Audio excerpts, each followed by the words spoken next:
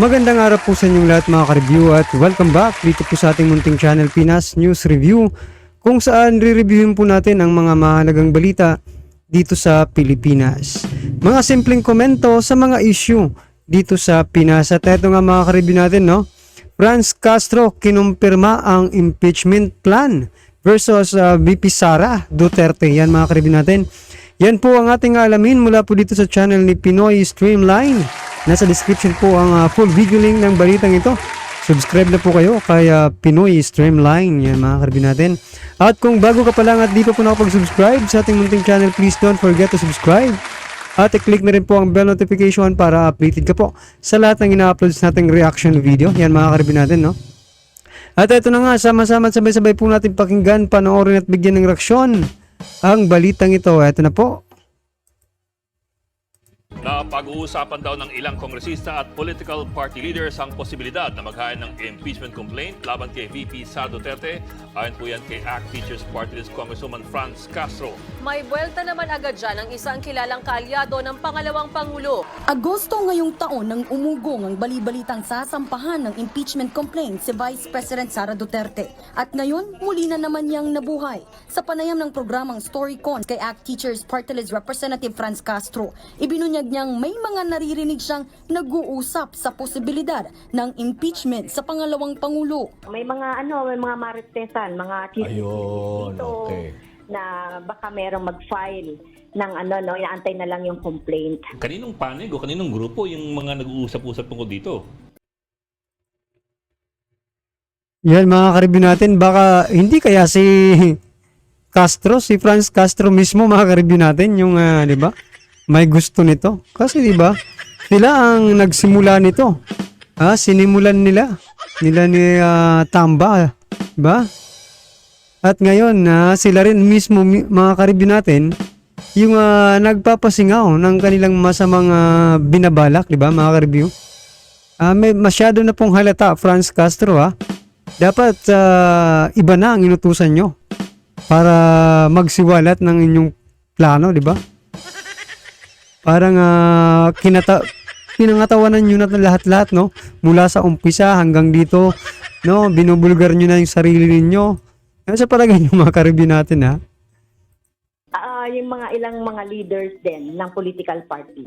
Nang tanungin naman si Castro kung may kinalaman dito ang minorya, ang sagot lang ng kongresista, wala pa sa ngayon as far as Makabayan Black is concerned. Kami naman ay nakikinig-kinig lang. nag-ugat daw ang ideya ng impeachment kasunod ng issue sa paglipat ng 125 million pesos na pondo mula sa Office of the President papuntang Office of the Vice President noong 2022 para magkaroon ng confidential funds ang OVP. Ang perang yan nagastos sa loob lang ng 11 araw. Nauna nang naghain ng petisyon sa Korte Suprema ang grupo ng mga legal expert para questionin ang legalidad ng ginawang paglilipat ng pondo. Bagamat wala pang formal na impeachment complaint, dumepensa na agad ang kilalang kaalyado ni VP Sara na si Attorney Harry Roque. Naiisip ko lang na basihan yung contingency fund na nanggaling sa Office of the President na ibinigay sa Office of the Vice President. Pero kung yun ang kanilang magiging basihan, di kailangan impeach din rin at bigay, hindi lang yung tumanggap. So, pero alam niyo naman yung mga makaliwang yan, kahit para mapapansin, no? Ay ang tingin ko naman po, walang mangyayari dyan. So, what is going on here from the CPP, NPA, NDF standpoint para maintindihan natin mga kababayan itong maniobra nila Franz Castro kasama ang Kongreso? Yes, ito po yung pinaka-classic advantage ng pagbubuo ng tactical alliance. Bakit? Through the good interaction and support sa bloke ni Speaker Martin Romualdez, ang dating hindi nagagawa nila na magkaroon ng ganitong platform and coverage and support ay ngayon ay nai-enjoy nila. So ang tawag dyan ay they are enjoying the fruits of their evil manipulation by having, number one, all-out propaganda. Pinapabayaan sila. Walang sumisita, walang kumokontra, walang nag-i-interpellate at gamit ang halls of Congress. So there is a semblance of legitimacy and they become emboldened to do that. Never before na nakita natin yan na ginagawa nila previously. Hindi nga sila pinapansin dyan sa Kongreso. Halos nung panahon ni Rodrigo Duterte. Napatahimik nga sila. Tumahimik yan. Okay, number Tama po mga ka-review natin, no? Kasi ngayon, di ba, napapansin natin parang bidang-bida, no? itong Makabayan Block dyan po sa Kongreso, no, dyan sa House of Representatives. Paano hindi magiging bida ito mga karibyo natin? Kasi nga po, sinusuportahan po ng Speaker of the House, di ba? Ni House Speaker Romualdez. At ang iba pang mga kongresista. Dati naman walang sumusuporta dito mga karibyo natin kasi bistadong-bistado na nila, di ba? Yung mga kulay nito, di ba? Na talagang supporter po ito na makakaliwang grupo mga karibyo natin. Pero bakit ngayon, di ba? Walang sumisita sa kanilang ginagawa. Bagkus po ay di ba? Sinasang-ayunan pa at ipinagtatanggol ng ibang kongresista diyan, no? Ayaw na masita mga karibyo natin, no? Yun nga po si Congressman Sandro Marcos mga karibyo natin, ayaw na masita itong kanyang kongreso, itong House of Representatives mga karibyo natin. So meaning ipinagtatanggol niya itong Makabayan Block. Ganun po ba yun mga karibyo natin? Well, anyway, nako po. Sa tanong ni Ma'am Lorraine, ano ang nakikita nating kalagayan dito? Hindi lamang sila nagiging attack dog ng isang bloke at paksyon ng mga political operators and leaders na kaalyado ni BBM pero kalaban naman ng Vice Presidente natin. At ang tinutumbok natin yung paksyon ni Martin Romualdez. Nagiging access din nila ang pondo, ang kapangyarihan, and they are given media mileage never seen before sa previous na mga kalagayan ng House of Representatives. Anong epekto niyan? Marami pong kabataan ang maloloko at malilinlang nila. Marirecruit at mapapabilib nila at makikita na, okay, tanyo, hindi How, talaga... Henry? How does that happen, Eric? Sapagkat magiging legitimate ang kanilang image sa mga schools at universities at i-deny nila na kung CPP, NPA, NDF kami, bakit kami kasama ng House of Representatives leadership at ng Speaker of the House at kinikilala ang aming mga privileged speech at ang aming mga pakikipaghalubilo sa kanila. So that aspect of legitimization becomes a strong component factor for massive recruitment. Yun talaga. Parang binigyan sila ng respectability. Yun, exactly the word. Respectability and legitimacy of position. At ang panghuli na benefits dito, ma'am, pondo talaga. They need funds to reinforce ang kanilang mga kadre, organizers at mga operatives ponduhan, bigyan ng allowances, and we are talking not about 10 million. We are talking about hundreds of millions of pesos na magagamit nila at hanggang ngayon, marami sila nakuha ng mga concession fund and support sa mga iba't ibang line agencies courtesy of the Speaker of the House para magamit nila sa Department of Agriculture, DSWD, TESDA at iba pa.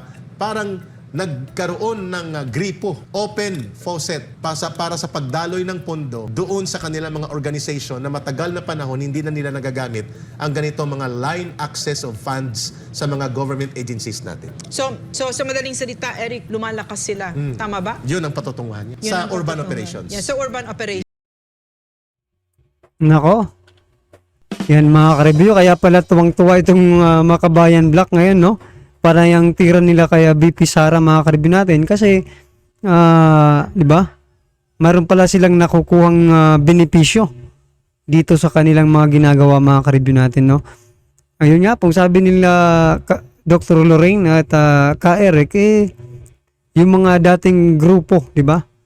Ng mga makakaliwa mga ka-review natin na di ba sinusuportahan ng Makabayan Block, eto na.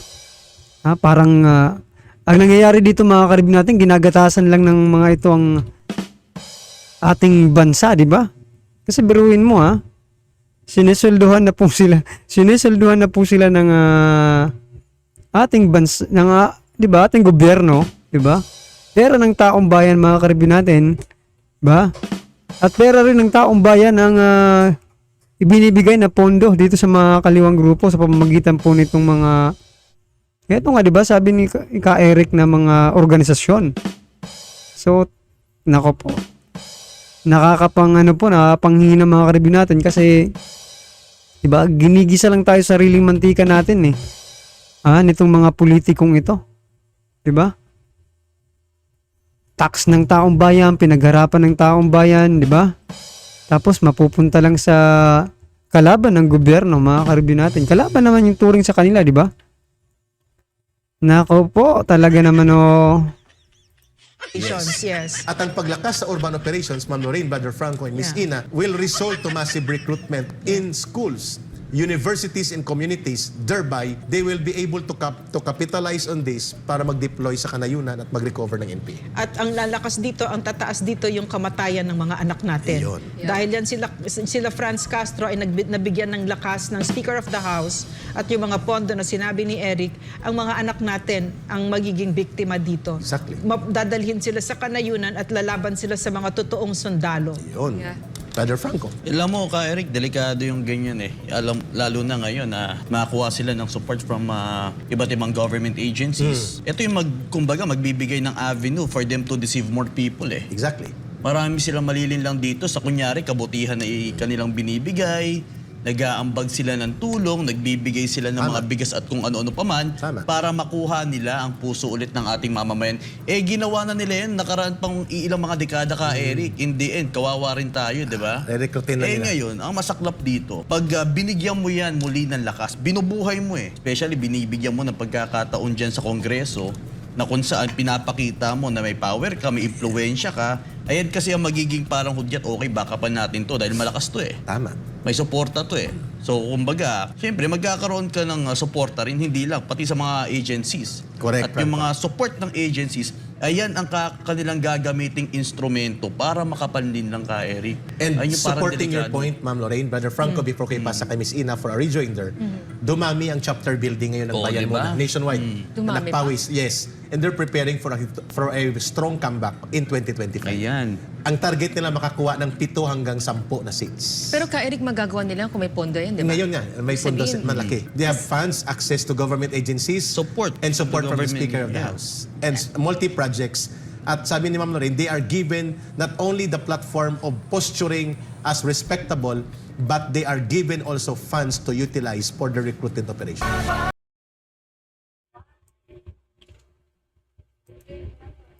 So yan mga ka-review natin, no, ang pinalalabas po nila dito sa video ito mga ka-review natin na talagang sinusuportahan nga, di ba, ng speaker, itong House Speaker Romualdez mga ka-review natin, itong Makabayan Black, which is na itong Makabayan Black naman mga ka-review natin, isinasamantala yung suportang nakukuha nila dito sa mga matataas na posisyon, no, mga ka-review natin, na nagpapalakas din sa kanilang 'di ba, sa kanilang mga grupo dito sa makakaliwa mga ka-review natin, which is na ginagamit din nila yung pondo ng ating gobyerno, nako naman, ating gobyerno mga ka-review natin para kalakasin ang mga makakaliwa mga ka-review. Nako po talaga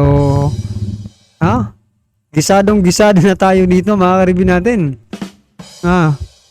Anong masasabi niyo dyan kaya House Speaker Romualdez mga ka-review natin? Dapat pa ba talaga niyang suportahan itong makakaliwa? Di ba? Tayo ang mga ordinaryong Pilipino nakikita natin eh.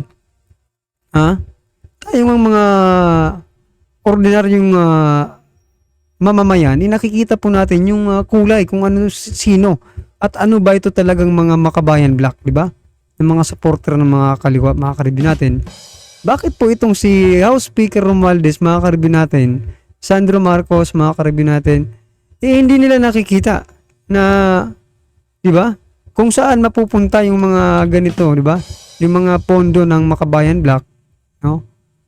Sigurado naman tayo na tataasan na naman, di ba? Kung hindi tataasan, di ba, susuportahan yung Makabayan Black kasi, ano na sila parang alyansa na, di ba mga ka-review? Si Romualdez at ang Makabayan Black. Suportado ng isa't isa. Nako po, delikado po ito mga ka-review natin, no? So yan mga ka-review, ingat-ingat po tayo sa mga mapanlinlang na mga makakaliwang grupo mga ka-review natin, ha? Baka isang araw ano na lang natin na nasa kabundukan na pala tayo at may hawak na, di ba, armas at lumalaban sa ating mga kasandaluhan. Yan, ingat-ingat po. At yan na nga mga ka-review natin na sinabi kanina ni Franz Castro na may mga marites daw, mga di umano, di ba? Na nagpapakalat ng impeachment laban kay BP Sara. Wag nyo kaming lokohin. Nako po. Kayo rin lang naman dyan ang gustong patalsikin itong ating VP, di ba? So, yan, binisan nyo na yung sarili nyo. Bistado na kayo. Di ba?